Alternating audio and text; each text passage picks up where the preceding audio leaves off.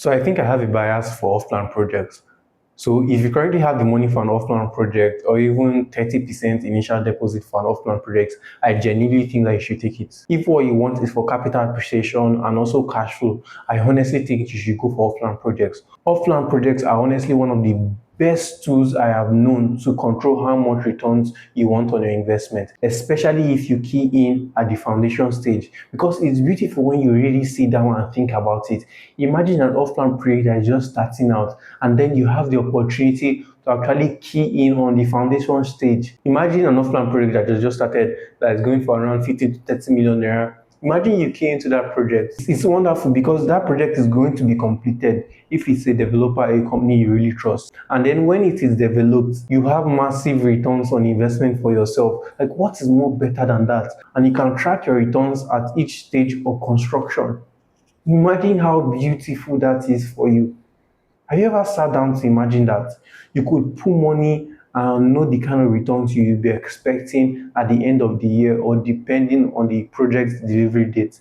It's really wonderful to see anytime I think about it. And also because for off-plan projects, depending on the building type, you can actually live in that property and rent out that property at the same time. I'll give you an example. For our four-bedroom terrace duplex, we currently have the structure like this. So there's a two-bedroom on the ground floor and there's a two-bedroom on the upper floor. So a family can actually decide to just take the ground floor and rent out the upper floor, either for Airbnbs or conventional rentals, as the case may be. And it's really wonderful to see. But I think the most important thing is the fact that you can get in at the cheapest level of that property. It's like a cheat code anytime I think about it.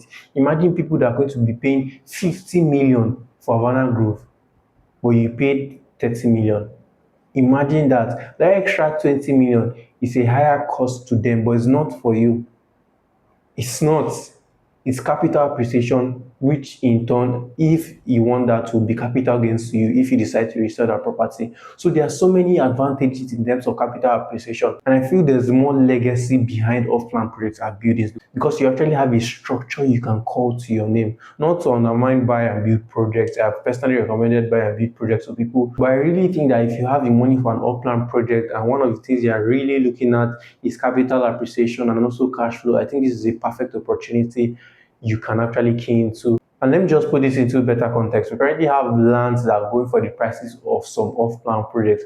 And now the question of, okay, which one should I go ahead with? I can buy this land, for example, that is 40 million naira and decide to build a duplex or a terrace on it and all of that. Those are really valid based on what you want for yourself, what you want out of it. And if the prices of the landed properties cost higher, then it's most likely in a very good location. A very good location, actually, a very saturated and centric location that is very ideal for investment, people, families, and all of that.